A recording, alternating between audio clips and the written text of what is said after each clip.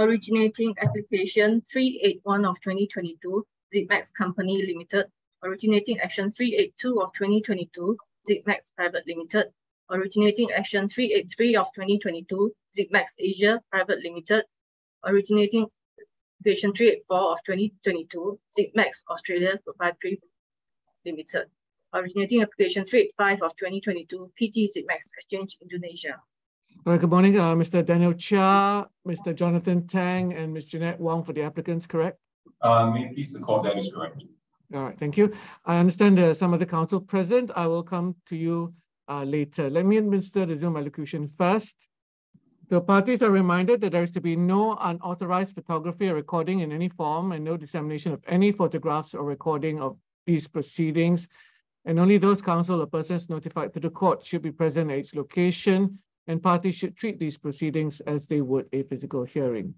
I will, before we proceed with the application proper, shortly go through an overview of the process for the benefit of the lay creditors who might be present today. But for the moment, let me just check in with the other counsel. For Mr. Richard Chua, who is the creditor in relation to 382 of 2022, Mr. Justin Yip, Ms. Chiang Hui Xuan, and Ms. Tammy Chua. Is that correct? That's correct, Your Honor. All right, thank you. And also on record, the local counsel of the applicants, Mr. Korapot Chirap Chok Sup Sin from Kudun and Partners, Mr. Chiu Jingwen from Alan Gladhill, Mr. Teddy Rahmananto and Ms. Debbie Sulaiman from Hiswara Benjamin and Tajong, which are appointed by the group's Indonesian entities, also in attendance. All right, thank you. As I said before I begin, let me just give a brief overview of the process and to outline for the benefit of the lay or unrepresented creditors. So these are court proceedings, although we're using a Zoom webinar facility. So it is a solemn and serious occasion. It is somewhere you should behave as if you were in court. These are normally held in chambers, which means it would not be open to the public, but I have directed that this be heard in open court. So today's proceedings relate to the extension of the automatic moratoria, which has been provided for in our laws. These moratoria basically prevent proceedings from being commenced or continued. And the objective is to allow the company or the applicants to have some breathing space so they can put together a proposal for the rescue of the companies in question. So the proposals will usually take a few months. I understand here it might be a bit faster than usual, but we'll come to that later. And in the meantime, therefore, proceedings cannot be started or continued against the company. So in relation to these applications, the scope of objections will be fairly limited. I cannot decide on the merits in relation to any claim anyone may have against the company. All I can do at this point is to consider on a broad assessment whether it is likely that any proposal will be sufficiently workable and whether the proposal will be acceptable to the general run of creditors, that is, it is likely to be acceptable by the majority of creditors. There are certain numbers that are specified under the statute, which I will not go at this point, but that I wanted to just emphasize that the test is a broad one. The court is not able to give advice to anyone, and the court must remain neutral. Now, the other aspect of these proceedings is that a number of the entities are overseas. The applications does seek to bind or affect persons who are subject to Singapore jurisdiction. That is, those who are present here or have submitted to jurisdiction or accepted Singapore jurisdiction, even if the acts take place outside Singapore. So I'll repeat that the applications does seek to affect persons in relation to acts outside Singapore, provided those persons are subject to Singapore jurisdiction, such as being present here, or they've submitted or accepted Singapore jurisdiction. The other point I should raise is that very shortly, for the benefit of the account holders, creditors, We will be putting this up on YouTube shortly after the hearing. And I also may issue written remarks addressing some issues which will be raised or argued today. Now, with that out of the way, Mr. Chair, just to turn to you on a little bit of housekeeping. Now, I appreciate that there are a large number of creditors or account holders or customers, but I think we need to make sure going forward that we address these difficulties in the best way possible. So in relation to the list of creditors or those who might be inclined to attend the hearings, I believe there was some errors in the details that was sent to us. I will not go into the details today, but I believe my registry will try to discuss this with you. We need to make sure we minimize the errors in the records that are sent to the court. Secondly, in relation to the details of the creditors, I appreciate that there might be some privacy concerns if these are entered into public records, but I think the better course would be to provide an unredacted copy to the court and apply for sealing and have a second copy which is redacted. All right, Mr. Chair, so perhaps bear that in mind. And if I could ask you to rectify that in relation to the affidavits which have been filed so that we have a proper and complete record as far as possible. Would you be able to do that in 1 week's time? Yes, Your Honor. All right, thank you. All right.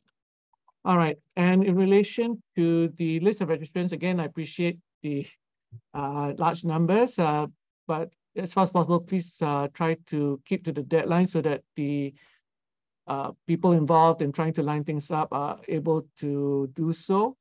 I appreciate that sometimes there may be late additions. I would be grateful if any of these late additions are sent in as soon as possible, and some explanation of who they are and why the late additions are being made could be given as well, right? So for the record, in case I forget, I am inclined to grant a sealing order in any event, but please include that in your application for these additional affidavits, and I will make it accordingly. All right? Yes, Your Honor. All right. Now, in relation to the list of persons affected by the orders, I understand that you have about 25,000 pages worth. I appreciate that there might be some difficulties, but again, I do need a complete record. Could you send these to my manager by CD-ROM or whatever storage device, again in 1 week? And my side, the court side, will examine and see what's the best way for us to try to put it on ELIT, and they may liaise with you accordingly after that. All right? Yes. All right, thank you. All right, with that out of the way, Mr. Chia, you may proceed with your submissions for today. I would be grateful if you could take the substantial connection point first, which will go to my jurisdiction over the foreign entities. And then after that, I will make a ruling on this, and then we can proceed to the application proper. But before we do that, can I just check in with you? Have you had any indication of opposition? Your Honor, there has been no affidavit that has been filed opposing, although there have been some emails where they just state there's a one-liner that they oppose the application and there was no explanation.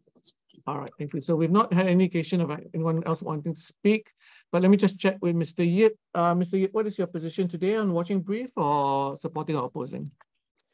Your Honor, we take no position in the application other than my clients have asked that we mention to the court that perhaps if the court is minded to grant a moratorium, that the court considers a reduced period of 3 months instead of 6.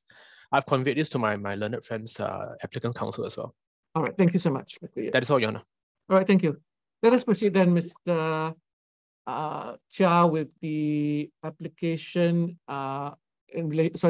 that part of the application relating to the establishment of a substantial connection. Thank you. Yes, Your Honor. With Your Honor's leave, can my colleague, Mr. Jonathan Tang, actually take you through the submissions? All right, certainly. Thank you. Thank you. All right, Mr. Tang, you can take it that I read through the submissions so you can highlight the main points. Thank you. Grateful, Your Honor. Your Honor, first, I think maybe we do some more further housekeeping. Yes.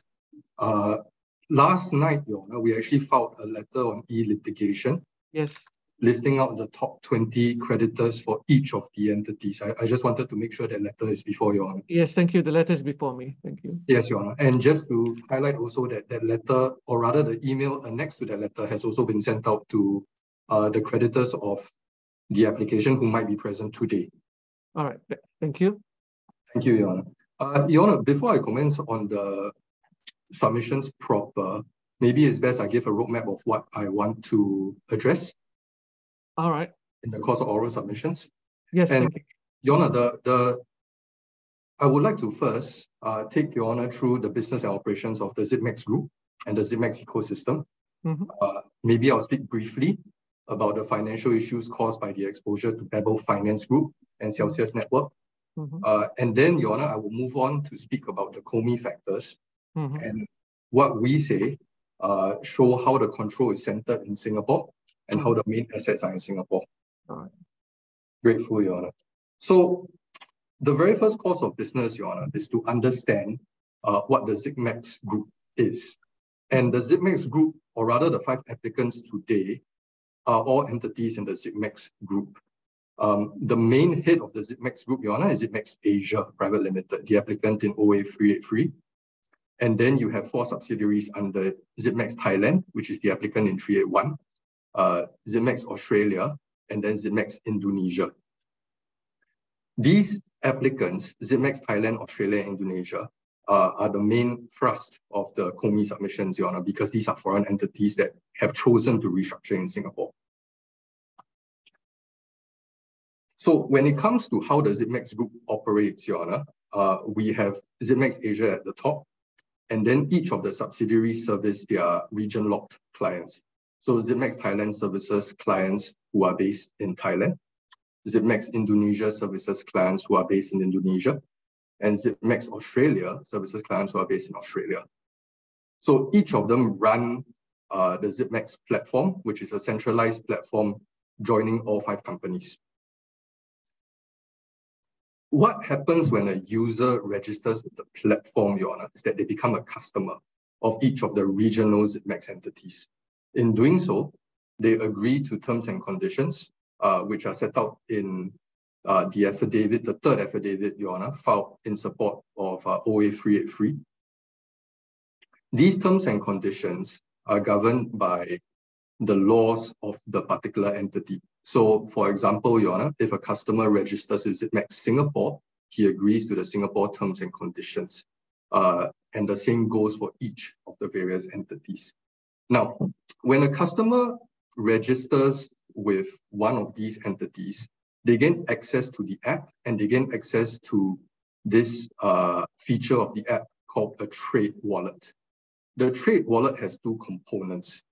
One is a fiat wallet, Your Honor, where people deposit monetary currency. The second is a hosted wallet. So when people deposit currency in and they buy a crypto asset, that crypto asset is stored in the hosted wallet. Under the terms and conditions of Zipmex Singapore, Zipmex Indonesia, and Zipmex Australia, crypto assets in the hosted wallet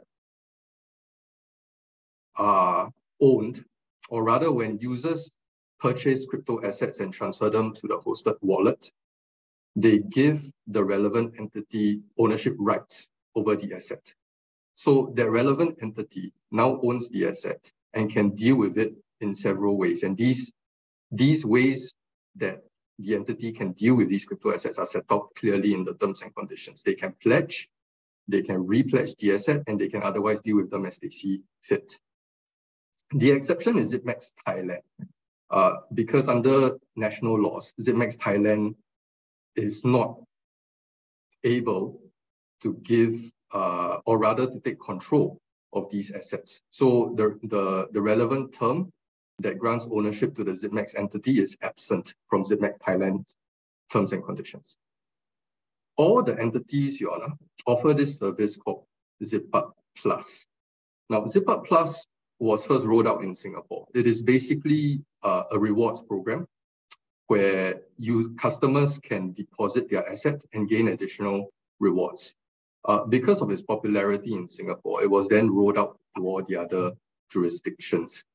Each of the jurisdictions, say for Thailand, each of the jurisdictions run their own version of the ZipUp Plus. So ZipUp Singapore runs its ZipUp Singapore ZipUp Plus, and the same for ZipUp Australia and ZipUp Indonesia. For Thai customers who wish to take part in the ZipUp Plus program, what they do is they contract with Zipmex Singapore. So customers of Zipmex Thailand who wish to place their assets into the ZipUp Plus program will do so through Zipmex Singapore. This distinction is important, Your Honor, because of how the ZipUp Plus program is structured.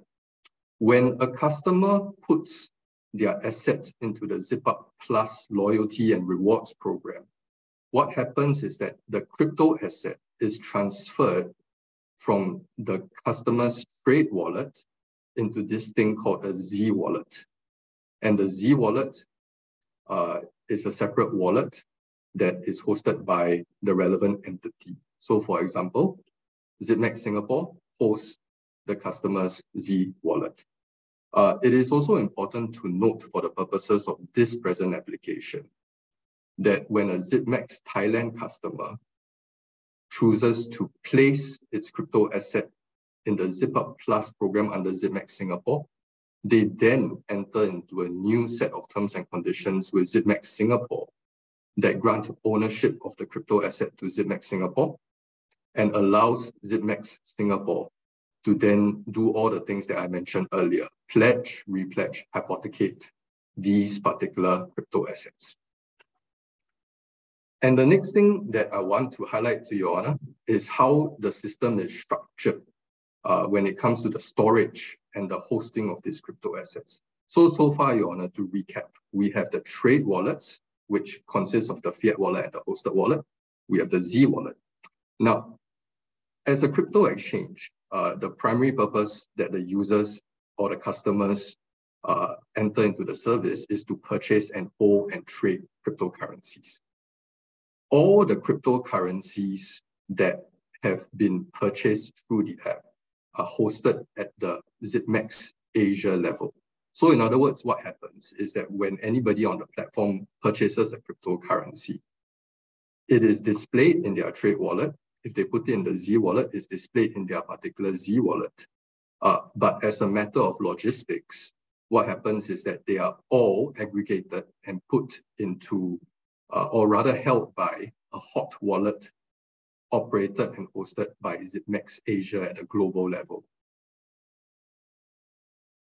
The reason why this is important is because each of the Zipmex entities have entered into an outsourcing agreement whereby each, or rather Zipmex Asia, is given the right to manage these assets, is given the right to consult on these assets, and otherwise provide other services to each of the Zipmex entities. And so this goes to the business of the Zipmex Group, because the Zipmex Group earns fees in two main ways. The first, Your Honor, as with all crypto exchanges, is that they earn fees through trades that are done by the customer. So each trade, the relevant entity will earn a fee.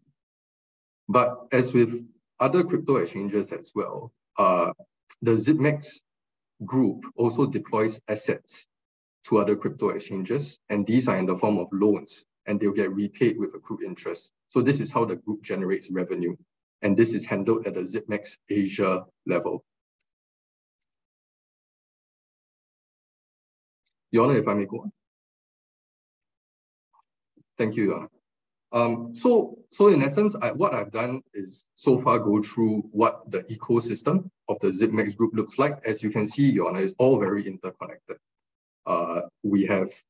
We generally have customers in 4 entities, right? And all the assets are held, generally speaking, in Singapore at the Zipmex Private Limited level or the Zipmex Asia level.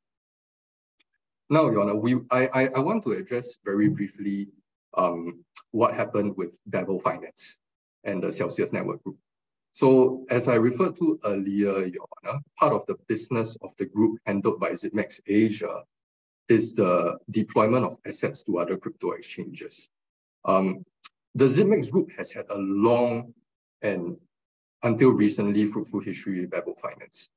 I think since November 2020, there have been various deployments to Babel Finance, and these deployments were invariably paid back with accrued interest.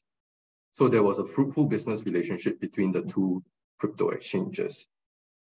This all came to a head with the well-publicized events of May 2022, when you had the Terra Luna crash, and that negatively impacted the majority of crypto exchanges worldwide, we say.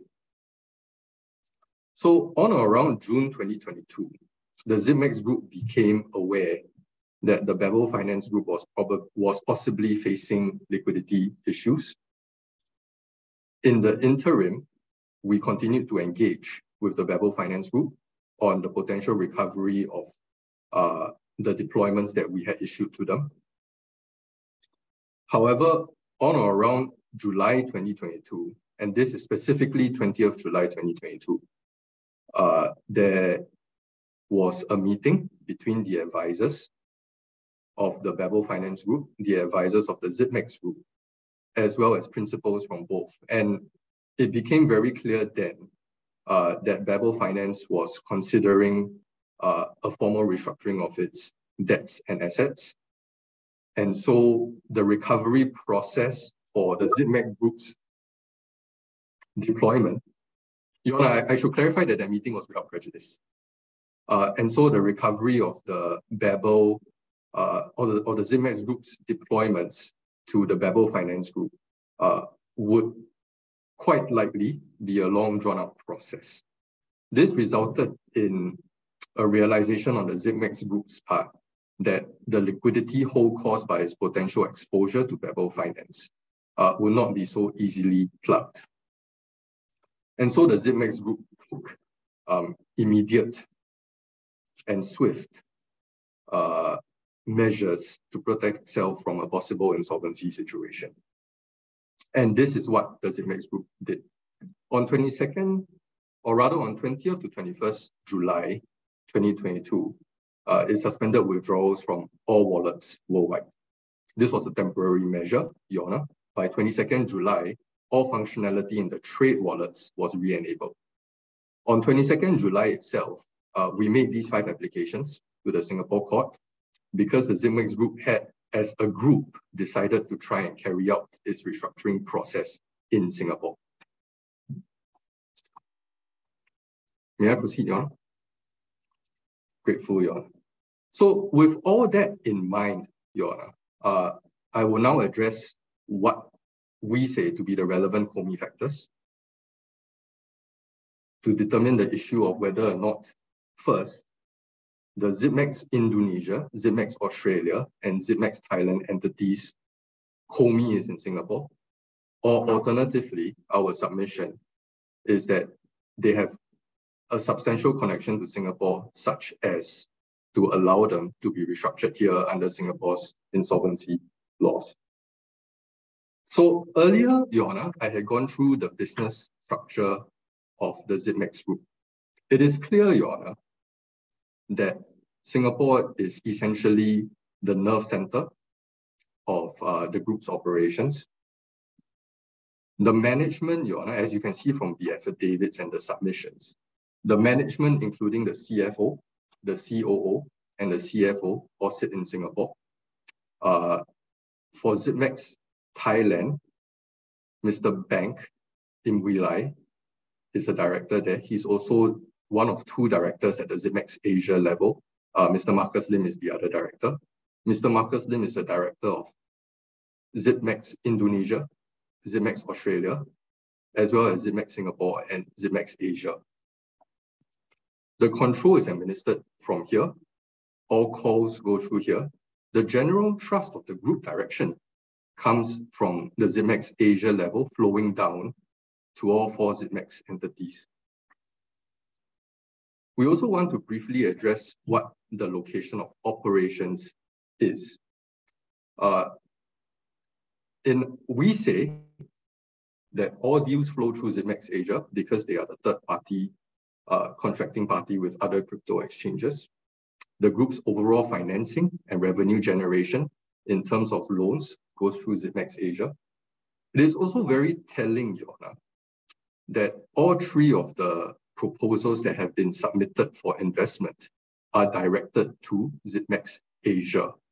Essentially, investors see Zipmex Asia as the head of the group, and what they want is to inject money into Zipmex Asia, which will then flow through and assist the restructuring of all the 4 entities below it, including the 3 foreign entities.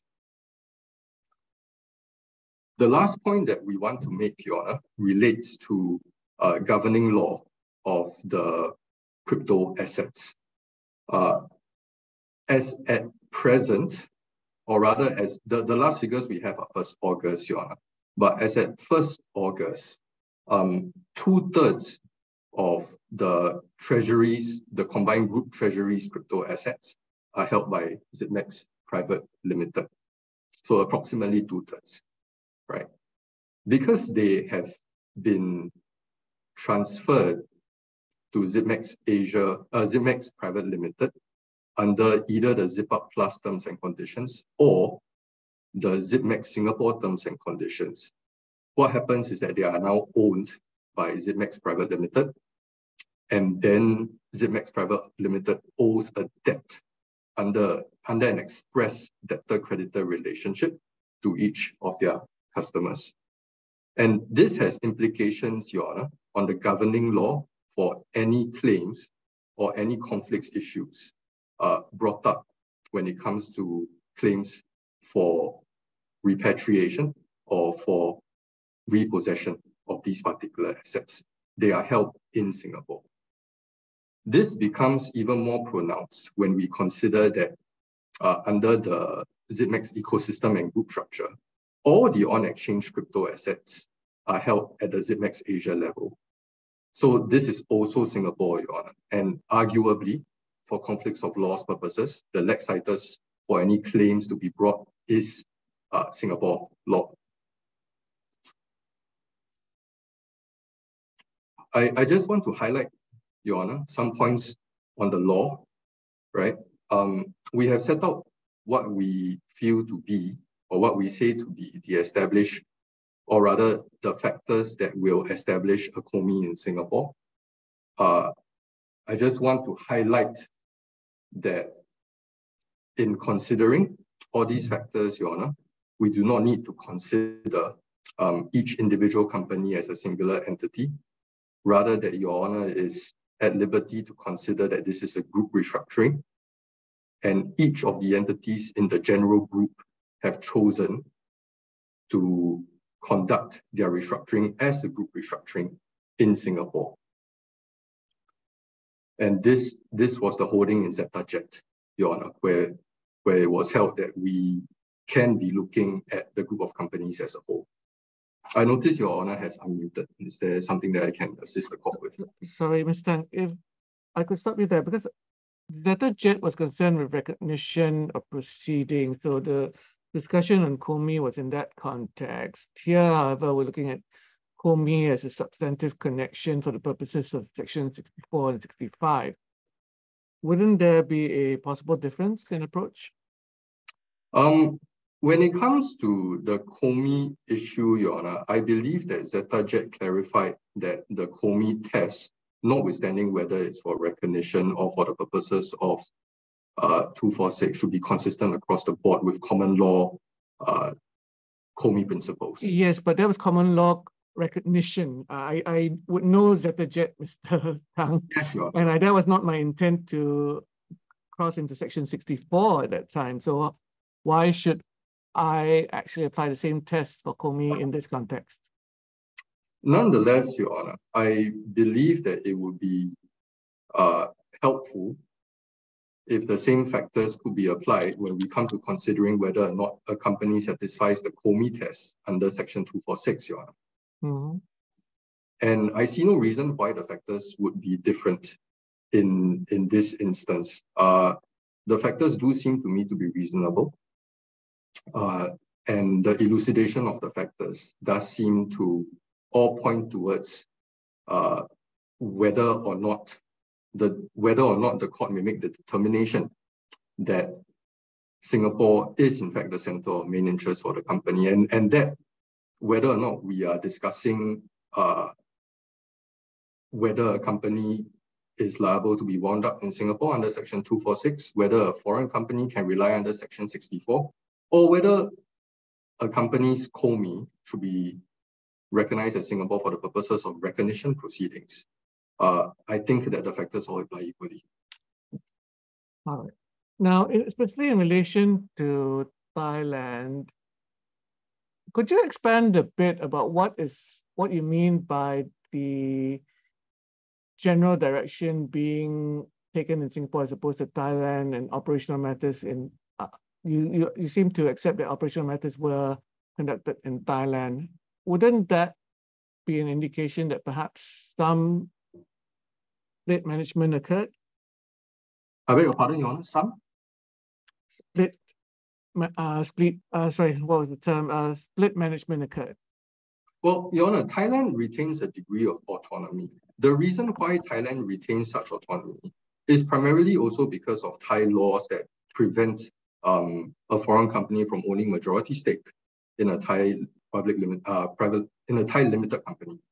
I believe that's a correct statement of the law when it comes to Thailand. So, taking that into account, wouldn't that be an indication that the management should be centered in Thailand? Your Honor, we go back to the group ecosystem as a whole, right? And one of the directors of the Thai entity, Mr. Bang Kim Wee Lai, is a director at the Singapore level. He sits in on board meetings at the Zipmex Asia level. And we have shown earlier, Your Honor, and in the affidavits, how Zipmex Asia actually controls the entire group direction. So yes. My view is that we shouldn't look at the entity by itself as a singular entity and say, this is an autonomous entity, so they shouldn't come under Singapore law. Rather, we look at the entire ecosystem of the group, how it is structured, how the group actually deals with its assets, and the outsourcing agreements that are signed between entities in the group that allow each of them, specifically Zipmex Asia, to manage assets, to enter into agreements on all the companies' behalf, including Zipmex Thailand. Of course, Zipmex Asia will not use Zipmex Thailand's assets in contravention of national laws. But nonetheless, there is the agreement there that they can provide consulting services, and they also take general direction from what we say is the nerve center of the group, which is Singapore. All right. All right. So you basically will have to rely on the fact that it's primarily a group direction and restructuring here. Now, there are a number of comments from on chat, Mr. Tang, from a number of persons, Mr. Naronglith Piros and Mr. Tanakon Redrung. I apologize if I mispronounced it. I think their primary concern is the way Zipmex Asia conducted, or rather Zipmex Thailand conducted its affairs in Thailand and what was conveyed to the customers there and what they signed up to. Would you like to try to address these right now? We are not in a position specifically to state how Zipmex Thailand conducted its business historically as regards its customers there. But I believe what I can say is that the general sentiment, and that comes across even through the objections that we receive here, the general sentiment of the Thai users who have signed up to ZipUp Plus Singapore is that they want their assets in the Z wallet to be unfrozen so that they can deal with it. And that's what I see in the comments as well. It is the general sentiment. And what we say to these users, Your Honor, is that the assets in the Z wallet can only be unfrozen and allowed to be withdrawn should the investment proposals be successful and the investment completed. This will allow for the full functionality of the Z wallet. It will allow for the companies to resume business as usual. And that is the aim of this entire group restructuring. Your Honor, we want to make all customers whole, including our customers in Zipmex Thailand, including our customers worldwide. We want to re-enable the Z wallet, and that is why we have embarked upon this course of action, where we are exploring restructuring proposals to plug the liquidity hole. All right. To address some of these comments briefly, I also need to emphasize that, unfortunately, what I can do today is only limited to the applications made before me, which relate to the moratoria. I understand that some of you may have issues about your claims, about how your dealings went through with Zipmex Thailand in particular, but I'm afraid I cannot go into that. All I can deal with is the moratoria and whether the moratoria should be extended to give the companies, all the companies, breathing space. Some of you may have meritorious claims that can be made out in your respective courts, but I'm afraid I cannot go into any of that today. All right, then what else do you wish to address me on, Mr. Tang? There's an alternative argument if Your Honor finds that the center of main interest is actually not Singapore for each of the three entities. Right. If that is the case, Your Honor, we will have to show that nonetheless there is a substantial connection under the other tenets of Section 246 3 of the IRDA. And what we say, as we have shown earlier, is that there are substantial assets being held in Singapore under the Zipmex Private Limited wallets, and failing that, the Zipmex Asia wallet. We will also say that when parties contracted with each of the entities in the jurisdictions, they knew that Zipmex Asia, or rather Singapore, was the nerve center of the business. And one example I would give, Your Honor, is that if we go on the website and we go to contact details, the Chulia Street address in Singapore for Zipmex Asia is the primary point of contact, and then you have all like satellite offices for the other subsidiaries. Finally, Your Honor, if the applicants are comfortable with restructuring debts, even though the terms and conditions of each of the entities are governed by other laws, the court can allow the restructuring to proceed in Singapore if sufficient nexus is shown to Singapore. And what we say is that the factual matrix constitutes sufficient connection and sufficient nexus to Singapore, such as to allow the companies to choose their restructuring in Singapore based on commercial reasons. In conclusion, Your Honor, we say that the preliminary issue of whether or not the applicants have demonstrated a substantial connection to Singapore has been satisfied in the affirmative. And unless I can assist the court any further on this, those are my submissions.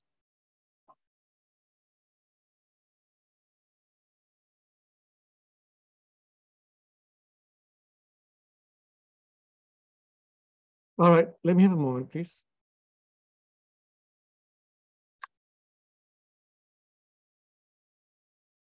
All right. In the circumstances, therefore, I do find that there is substantial connection made out for each of the entities founded on COMI in general in respect of the commercial activities of the group, as well as its management and assets. I know there might be some issues about the perception and understanding by at least some creditors, but on the facts, these did not outweigh the other factors pointing towards the center of gravity in Singapore. I do also accept that the same test should apply as far as possible to COMI, whether it's for recognition, liquidation, or restructuring. So that's my ruling in relation to the center of main interests and the substantial connection. You may proceed to the part of the arguments addressing the arguments on the application proper. Is that you, Mr. Tang, or Mr. Chair? Yes, Your Honor, very grateful. All right. Your Honor, we now move to the application proper. Just as an overview of the application itself, Your Honor, each of the entities is seeking an extension of 5 months of the automatic moratorium. We are also seeking for various orders such as a global moratorium, global impersonal moratorium to be ordered. And with the court's leave, I would just like to first explain what the restructuring plan is, and I will explain it also to all the lay creditors and for the lay creditors' benefit. Your Honor will see in the affidavits filed that the company, being Zipmex Asia Private Limited, has received 3 concrete investment proposals. And Your Honor, I must stress that these investment proposals have been received since we filed the moratorium application on 22nd July. These 3 investment proposals are substantial. They take the form of 2 memorandums of understanding signed between the company and the potential investor, as well as a non-binding letter of offer that has been put to the company by a separate investor. The restructuring plan, Your Honor, we say, is simple in concept. Each of these investors want to inject capital into the company, whether it's for the purchase of a shareholding of Zipmex Asia Private Limited, or whether it's the injection of crypto assets into the company in exchange for such shareholding. But the general aim of each of these 3 investment proposals is that they want to make good the liquidity hole caused by Babel Finance, or rather the company's exposure to Babel Finance, and therefore allow business to be restarted and allow the Z-Wallet withdrawals to be resumed. That is the central aim and the core negotiating points between the company, Zipmex Asia, the group as a whole, and each of the potential investors. We must stress, Your Honor, that this is the aim of the restructuring. We want to make whole all of the creditors, including those in foreign jurisdictions, including those of Zipmex Singapore. So Your Honor will see that each of the investment proposals does by themselves make good this whole. And the restructuring plan is this. Once the investment is complete, the company, or rather the group, will resume withdrawals on the Z-Wallet such that business will continue as usual for all customers. That is the primary aim. Following that, Your Honor, we have the vendor creditors. And the vendor creditors, at this point in time, negotiations are ongoing and we are not entirely 100% sure how the vendor creditors will be repaid, whether it's in full or whether it's through a scheme of arrangement whereby they take a haircut. But notwithstanding this, this is a matter that is to be discussed between the company and the potential investors, right? The 3 investment proposals that have been received by the company are being worked upon right now. My instructions are that due diligence is being carried out, and there are discussions about incoming funds for working capital. Your Honor can see that 2 of the investment proposals actually propose 2 tranches of US 2.5 million to be injected into the company. Discussions on these also are ongoing. Whether or not they are subject to any kind of super priority, all these are negotiations that are being carried out with the potential investors at this point in time. So that's the overview of what the scheme process entails. Now, in order for the court to grant the extensions of the moratoria, we accept that we have to show several things, Your Honor. We have to show evidence of support from creditors for the intended scheme, whether we have provided a sufficiently detailed explanation of the restructuring process and proposal, such that the court and the creditors can decide or assess whether the arrangement is feasible and merits consideration. We have to show that the applications are made in good faith, and we have to show finally that all the procedural requirements are complied with. So without further ado, Your Honor, I will delve into the support requirement. Yes, Your Honor, grateful. For the support requirement, let me go company by company, Your Honor. And In the affidavit, or rather the third affidavit of Marcus Lim filed in OA 383, we have dealt with the levels of support or objections that we have received as of 10 August. Since then, Your Honor, circumstances, or rather we have received further letters of objections and support from various customer creditors. Insofar as we have been able to, we have provided these to the court, as the court can see in the letter that we filed last night. So for Zipmex Thailand, the position has not changed since the filing of the affidavit on 10th August 2022. At this point in time, there is no evidence of support for Zipmex Thailand's moratorium process, but at the same time, there are no objections to Zipmex Thailand's extension of the moratorium. There have been no affidavits filed in these proceedings. The Thai creditors that have objected to an extension of moratorium, it is not entirely specific whether they are objecting to Zipmex Thailand or Zipmex Singapore's extension of the moratorium. But we say, because their objections center around their assets in the Z wallet, that they are objecting to Zipmex Singapore's extension of the moratorium. We'll deal with them when we speak about Zipmex Singapore later on. Despite our outreach to Thai creditors, Your Honor, we have not received any concrete responses either supporting or objecting to the moratorium. And what it seems to us is that creditors are actually waiting to take a position on the restructuring. And for that, Your Honor, perhaps it will be good to show Your Honor an example from a response that we actually received from one of the Thai creditors.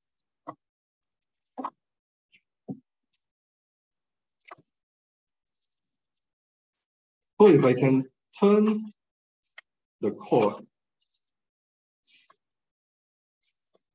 apologies, Your Honor, let me find it actually.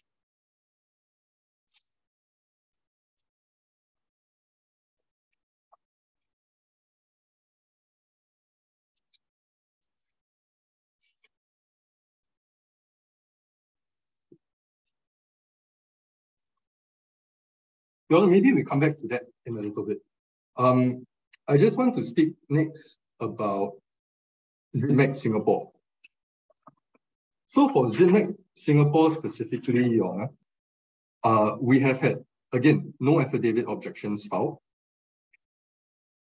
We have presently around 60 objections, primarily based from Thailand-based creditors who have invested their assets or placed their assets in the Z wallet, right? The approximate value of these objections is USD 1.1 million, right? On the other hand, we have received indications of support for Zipmex Singapore's restructuring and the extension of the moratorium. And this support was garnered, Your Honor, even though there was a relatively limited outreach to Zipmex Singapore's creditors. So we had a targeted outreach where we emailed the top 20 creditors of Zipmex Singapore. And of those top 20, at present, we have approximately USD 6.5 million worth in support. Even if we take out potentially related creditors or customers of the company, we still have a few creditors or free creditors in the top 20 who support the moratorium, the extension of the moratorium for Zipmex Singapore, and their value is USD 2.6 million. Sorry, how much again, Mr. Tan? If we take the values of support that we have received as a whole, that's approximately USD 6.5 million. When it comes to unrelated creditors, because some of this support comes from shareholders of the company, right? We still have USD 2.6 million worth of support. All right.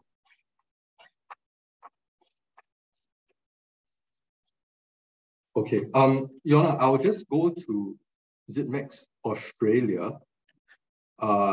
As of 12 August 2022, when we had submitted the written submissions to the court, we haven't received any objections. There have been no affidavits filed in objection. We have 6 emails of support as of the date of the written submissions, as can be seen in the submissions themselves.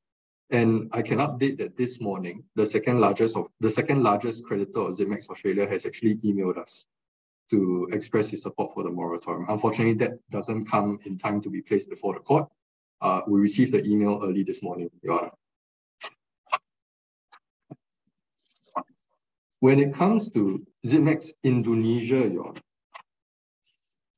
Honor, again, there have been no objections received to the extension of the moratorium for Zipmex Indonesia in Singapore. Of the top 20 creditors, which is the revised list in the letter that was sent to the court yesterday, we have 3 creditors supporting. The revised list was based off the values as of yesterday. For the values of 1st August 2022, when we sent it to the top 20 creditors whom we were aware of as at 1st August 2022, we had 2 more letters of support. And since filing the 3rd affidavit, Your Honor, we have received over 200 emails in support of Zipmex Indonesia's extension of moratorium. Now, I appreciate that each of these emails is not entirely clear which moratorium extension they are supporting. But nonetheless, given that a large number of them are in the Indonesian language, we assume that they are customers of Zipmex Indonesia and are expressing their support for the extension of the moratorium for Zipmex Indonesia. For Zipmex Asia, Your Honor, once again, there have been no objections filed by affidavit. There has been one creditor that has come forward over the weekend to express their support, and I believe that creditor is Creditors, and they are here today, Your Honor, if Your Honor requires confirmation that they are in fact supporting Zipmex Asia's moratorium.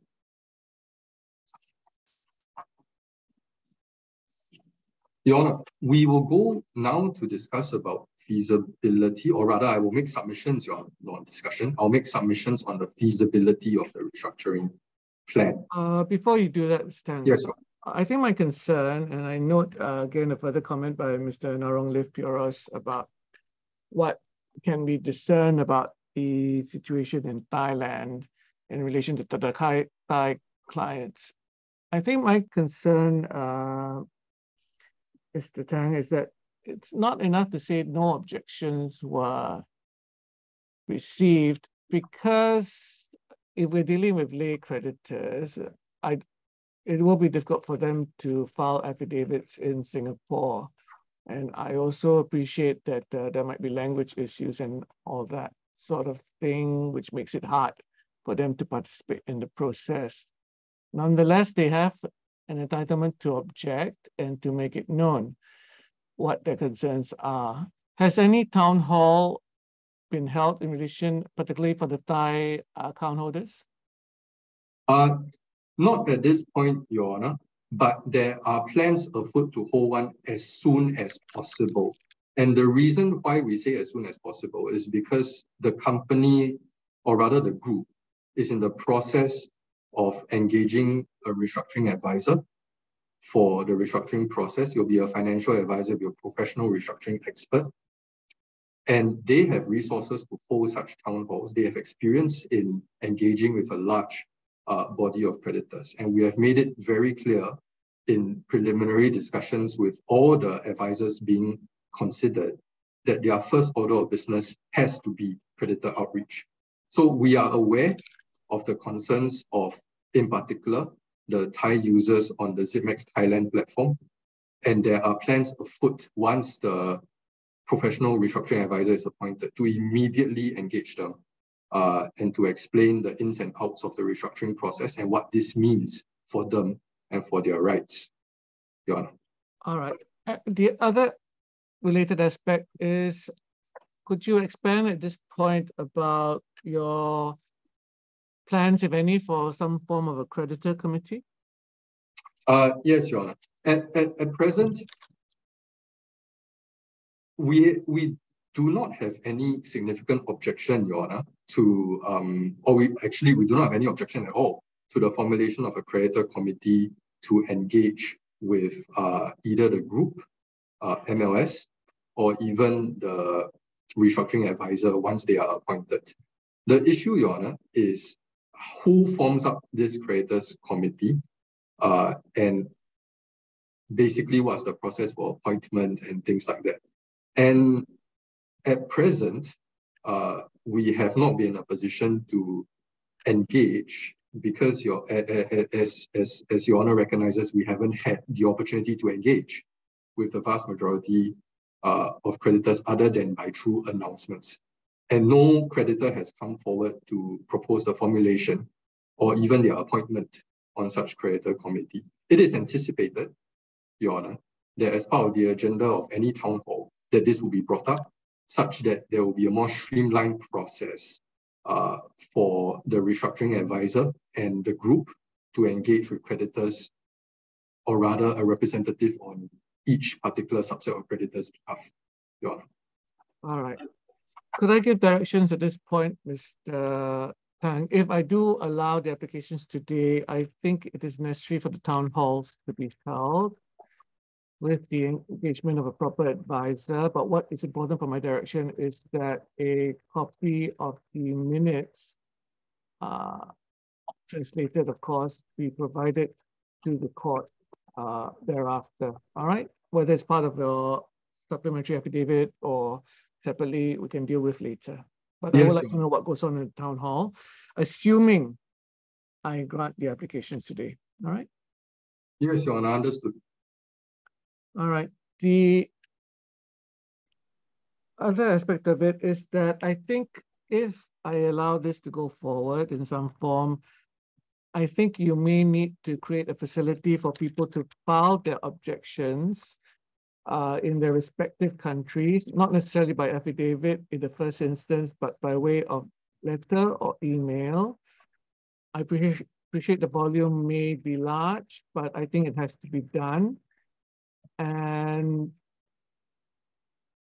I need the respective entities to compile these letters of support and objection and transmit through you to the court in an appropriate way. All right? Yes, Your Honor. I must say that insofar as we are concerned, we have, to the best of our ability, provided the court in the affidavits and in the letters with all the objections that we have received. Certainly, I think, thank you, but I think I would like to formalize that process and the what has been done. I appreciate the volume might be large. I'll have to think of a way that we can try to summarize it. And also, I think I need to specify as far as possible for it to be in English. I think there might be some issues of cost and time if it were not in English, but we'll try to come to that later. Certainly, Your Honor. All right, we'll proceed then to the question of the feasibility of the scheme, Mr. Tan. Yes, Your Honor. When it comes to the feasibility, Your Honor has seen in the third affidavit where we have exhibited the MOUs and the non-binding offer. These are concrete proposals. They are not an idea of fancy. There have been indications of interest in investing in the group, and these indications have been captured in concrete terms that have been presented to the group, and in the cases of the MOU signed as between the parties. The scheme concept itself, Your Honor, is not complicated in terms that we are basically speaking, Your Honor, about two different sets of creditor bases here. The first is the customer creditors, and the second is the vendor creditors. As I've explained earlier, Your Honor, the intention is for all customer creditors to be made whole in the sense that once withdrawals are resumed from the Z wallet, they are free to transact as they wish. They are free to withdraw their assets as they wish. If they choose to therefore thereafter take the assets into their trade wallet and convert it back into fiat currency, for their respective bank accounts, that is their prerogative. But nonetheless, the aim of the entire restructuring is to resume business such that all creditor customers of each of the companies are made 100% whole, in the sense that they have access to all their assets that are presently held in the Z wallet. That brings us next to the vendor creditors, Your Honor. And in terms of vendor creditors, there has been no discussion at this preliminary point of the restructuring about how they are going to be compensated. But what I can stress is that in each of the MOUs and the non-binding offer, there is the expectation that any shareholding of Zipmex Asia that goes to the new investor will come debt-free, which means that regardless, there has to be some compromise or some repayment of all the vendor creditors, whether or not this is by a scheme, whether or not they can enter into separate repayment plans for each of the vendor creditors, that remains to be negotiated, Your Honor.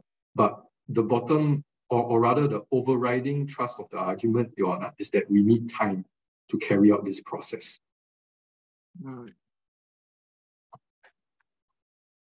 All right. Anything else, Mr. Tang? Simply to address the good faith requirement and the procedural requirements, Your Honor. All right. Notwithstanding the objections, and I fully understand the court's concern about whether lay creditors understand the law to an extent such that they can raise that any objections of good faith. Nonetheless, as before the court today, we have no allegations that the restructuring of the Zipmex group is being carried out in bad faith. And so we say that it is a genuine attempt to restructure the group's finances and to make the business whole again. And there have been no indications to the contrary from any interested party or creditor, Your Honor. When it comes to the procedural requirements, apologies, Your Honor, I need to turn you to the larger set of written submissions. Yes. Right at the end, Your Honor, there's an Annex A, statutory requirements under Section 64 of the ERDA. Yes. Your Honor will see that we have listed all of them out with specific references. I do not think I will need to take Your Honor through all of them. The only outstanding one was the list of 20 creditors, which is not captured here, and which was originally left blank in the third affidavit. And Your Honor will have seen in the letter yesterday that we have sent the list of top 20 creditors to the court, as well as informed everybody whom we know of to have an interest in these proceedings of the list of top 20 creditors. So we have rectified that particular issue, Your Honor. All right. Okay, then I turn next, Your Honor, to address why we need an extension of 5 months. And I hear my learned friend, Mr. Yip, on his preference for a 3-month, or his client's preference for only a 3-month moratorium to be extended to our clients. But we say that a 5-month extension is required just simply to carry out and finalize all the necessary corporate actions that we intend to take in the course of the proposed restructuring. So this is a company, Your Honor, that as of 2021 completed their Series B investment. So there are significant shareholders that came in through the Series B investment. Shareholders such as BCAP, whose counsel is present today on the watching brief. And as part of this particular round of investment, the shareholders, I am instructed, enter into a shareholders' deed, which governs their rights as between each other. So this is one thing that we need to navigate internally. We need to ensure that shareholder approval is obtained. We need to ensure that all the tenets of the shareholders' agreement apply. The other matters that we need to carry out within the period of the extended moratorium will be working with the financial advisors to formulate a restructuring proposal, engagement with the regulators in each of the jurisdictions to ensure that the business is orderly carried out and there are no disruptions to the business. We need to draft the explanatory statement, draft a potential scheme of arrangement, and then finally we need to apply for any leave to convene a meeting of creditors, or in the best case scenario, any prepackaged scheme of arrangement. So what we say is having a longer runway to finalize the restructuring, even at this early stage, Your Honor, would be very beneficial in the sense that we do not need to keep coming back, Your Honor, to ask you for extensions of the moratorium in the event that the time given to us is insufficient. Nonetheless, each of the companies, Your Honor, have undertook to apply for such scheme as soon as practicable. And in the event that the 5-month period is not required, the companies will thereafter apply, and then the moratorium can be truncated accordingly. I will also need to address the court on why we need the moratorium and why we need specifically a global moratorium, if I may. The reasons why we need the moratorium itself is to protect the company from any adverse claims or winding up proceedings during the period of this restructuring. As I've emphasized earlier, Your Honor, the investment proposals are concrete, work is ongoing, and the presence of adverse claims or even winding up proceedings against each of the companies may potentially jeopardize the investment proposals and the appetite of any potential investor to actually come into the company. It should be highlighted, Your Honor, that each investor sees a group ecosystem with 4 operating subsidiaries, and all 4 have the relevant regulatory approvals and/or licenses to operate in each of their jurisdictions as required.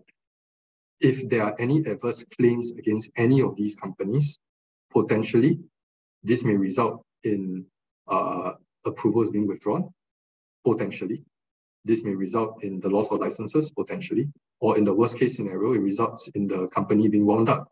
And for any of these investors to see this material change of business at a late stage would jeopardize the entire investment proposal.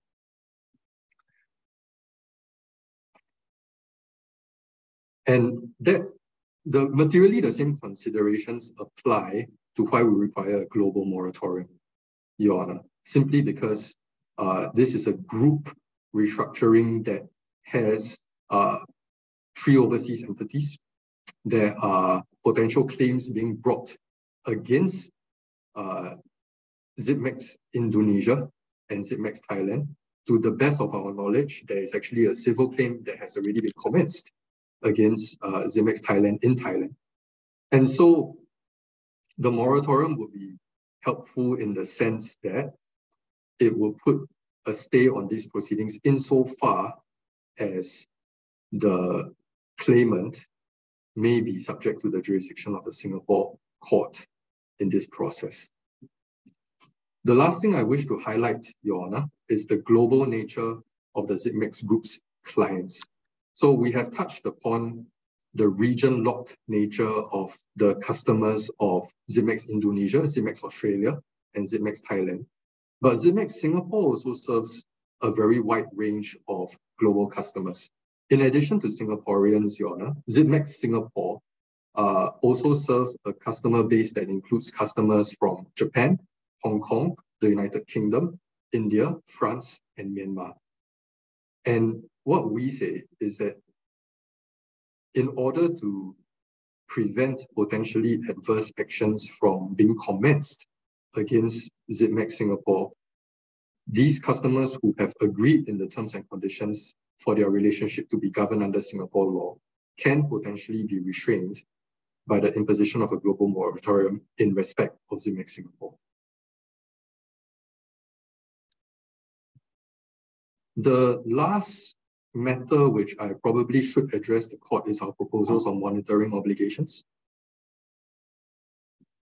Yes, Your Honor. When it comes to monitoring obligations, Your Honor, typically speaking, what I've seen, at least in schemes of arrangement in the very recent past, is that we give management accounts on a monthly basis for each of the affected companies. But in this case, Your Honor, we propose to give more.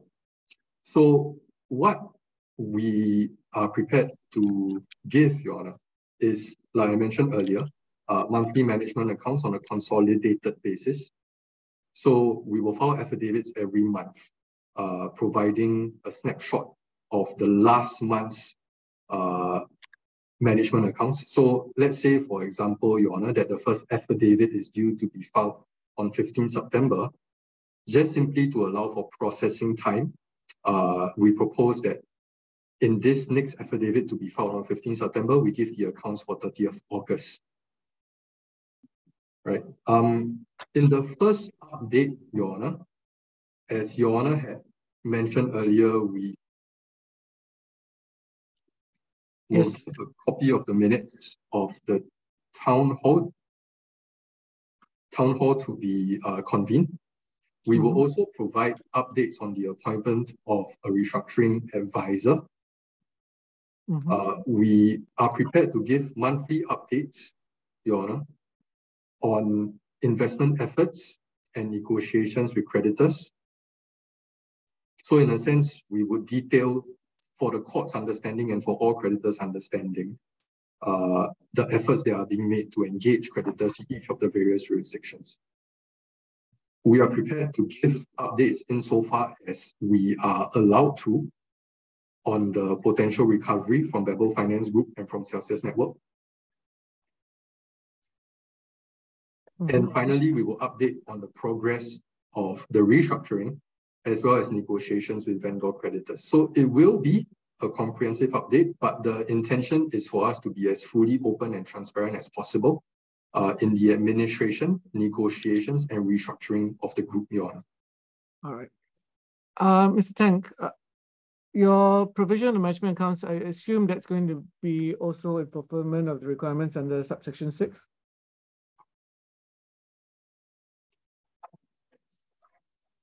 Sorry, just let me... Yes, the financial affairs submissions, the 64.6. Is there anything else you need to give under that? No, Your Honor. That will be what you will cover up. All right. For the record, then, could I also specify that whatever you provide should also fulfill the other requirements of 64.6? All right? Yes, Your Honor. All right.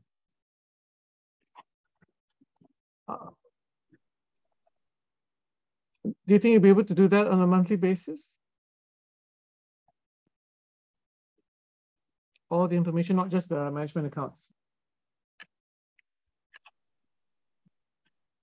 I don't have instructions right now, Your Honor. I think potentially it might be a little bit taxing for 5 companies to provide all this information on a monthly basis. But I believe that the monitoring obligations, Your Honor, really depend on the length of the moratorium that Your Honor is minded to grant. I'll give specific directions in relation to 64.6 and your management accounts if we get there. All right. Yes, anything else, Mr. Tan? No, Your Honor, unless may I assist the court any further, those are my submissions. All right, thank you. Grateful, Your Honor. All right, now let me turn then to the creditors. I appreciate that some of you, and I can see from the comments, particularly from Thailand, have concerns about the process and what you were promised when you entered into the contracts. As I mentioned, I'm not able to go into all of that, but there are certain aspects that I think need to be addressed, and the company has indicated that they will try to do so in a town hall. Now, aside from that, let me just emphasize that I'm not able to rule on the validity of your contracts. I cannot rule on the recovery of any monies or other assets you put into these companies. All I can do at this point is just to rule on whether the moratoria is to be extended. Now, one of the creditors has indicated that they have concerns about a 5-month moratoria extension, and I'll come back to them shortly. But I will also give an opportunity for any of you who have concerns to raise your concerns aside from the chats. If you prefer to put it in chat, that can be done. Otherwise, let me hear I can hear you briefly. I'm afraid I cannot give that much time per person, but perhaps 2 or 3 minutes. All right. Now, let me turn first then to Mr. Yip for you to perhaps indicate for the record your client's position again. Mr. Yip? Your Honor, my client's position, as we mentioned at the start of the hearing, is to ask for a shorter moratorium, 3 months instead of, I think, the requested 6 initially.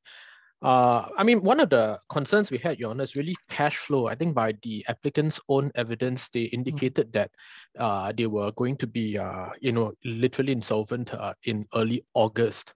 So the longer the moratorium will be, the concern is that the company will be basically operating in fumes. And also, obviously, the shorter the moratorium will be, the more likely we'll be able to see the scheme proposal as soon as possible as well. So, but Your Honor, that's my only instructions. I leave it in Your Honor's good hands. All right, thank you, Mr. Yip. Obliged. All right. All right. Does anyone wish to speak? You can raise your hand.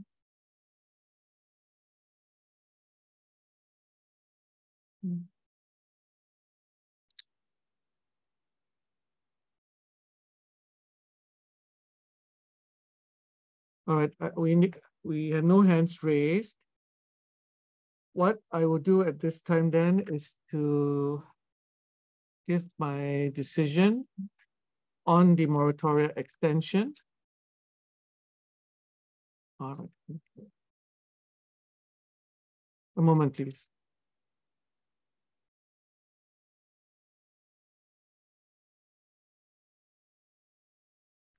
All right, I know there's a message from, I'm not sure whether it's Mr. or Miss Nawita Direkkut.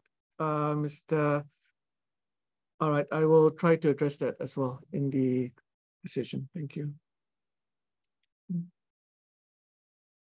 All right.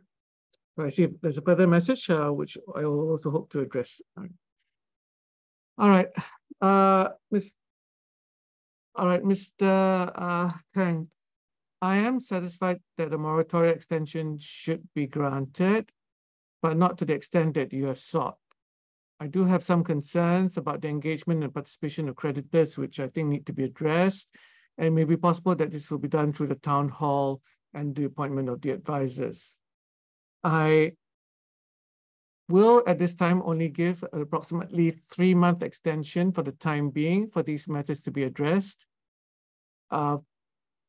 And for the benefit of your possible investors, though, I should emphasize I would be amenable to further extensions if these concerns are sufficiently addressed. All right, Mr. Tang? All right. Yes, Your Honor. The summonses are all in the same form, correct? Prayers 1 to 4, substantively. Yes, Your Honor. They're all in the same form. All right, for each of the summonses, for each of the applications, I grant order in terms.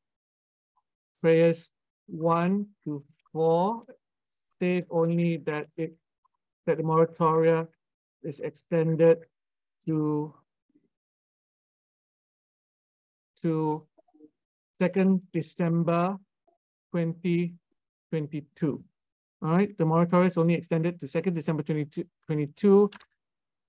Applications are for any extension to be made in good time. All right. You've got that, Mr. Tang? Yes, Your Honor. Very grateful. 2nd December. So work with that time limit in mind. Now, in terms of the directions, they're given the directions for the supplementary affidavits, unredacted, to be filed together with CD-ROM of the affected persons in 1 week. I would direct that the town hall be held, particularly in relation to the Thai account holders. Can I specify a deadline, Mr.? This will not form part of the orders, Mr. Tang, but these are my separate directions. Yes, Your Honor. When do you think I can have a deadline for the town hall? September. Your Honor, my apologies. I think given the present state of negotiations with the financial advisors, we propose that this be held within 1 month from today.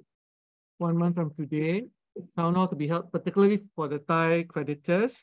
And I hope the Thai in the town hall, it will at least be minimally explained what the proceedings in Singapore mean for them, the state of the proposed investments, and the likelihood or concreteness of the investors' proposals and how serious they are. All these things I assume you'll be able to address at the town hall, as well as when the creditors will be able to access their wallets. All right. I think that addresses some of these concerns. We will also, for those of you who put in your comments in the chats, these will be preserved, and I will ask for a copy to be sent to the applicants as well, and for them to put it up in the channels they use to communicate with all of you. All right, so that there's a record of that, but rest assured that your chats are with us as well. In addition, the applicants to consider whether creditors committees can be established, especially for Thailand, and to update me on the town halls and other discussions by way of supplementary affidavit in 6 weeks from today. All right, Mr. Tang? Yes, Your Honor. Understood. All right. Your Honor, just one clarification on the orders made. The orders made being OIT for press 1 to 4 of each of the applications don't actually set out the monitoring obligations, Your Honor. Yes, sir. I'm about to go into that. All right, thank you. Sorry, yes, we should include in the monitoring obligations. So in relation to the requirements under section 64.6.6, can I have the information required in 1 month? Would that be all right? Yes, Your Honor. All right, so you can include that as, sorry, push down the, well,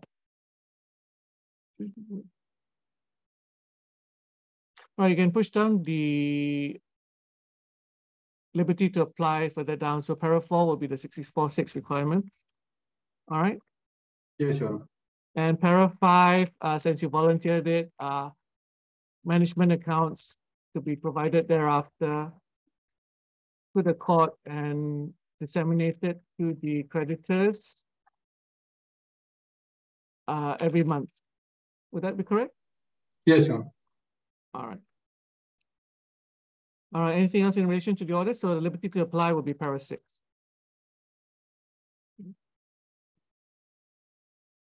Nothing further from my firm, Your Honor. All right, thank you. All right, so let me wrap up then. In relation to all of you who have dialed in, I appreciate there are some questions and concerns, especially from Thailand. I hope that these will be addressed as best as possible at the town hall. And I should also specify that the applicant is to collate any letters or communications from the creditors and to convey them to court on a monthly basis, but certainly before any application for extension of time. Oh, sorry, for the extension of the moratorium. All right. Together with a summary of the contents. All right. Mr. Tang, you're clear on that? So insofar as you get letters of support, you can collate them and summarize that these are letters of support. If possible, indicate the amounts in support.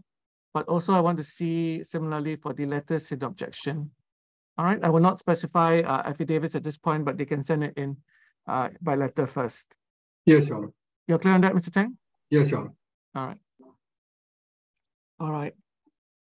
Thank you. Let me just check in if there's anything else in chat. No other hands raised.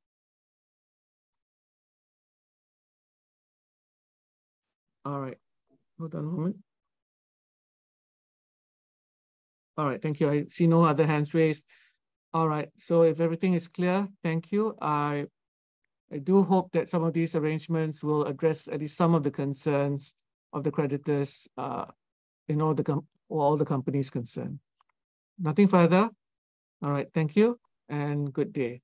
The Thank you. court is adjourned.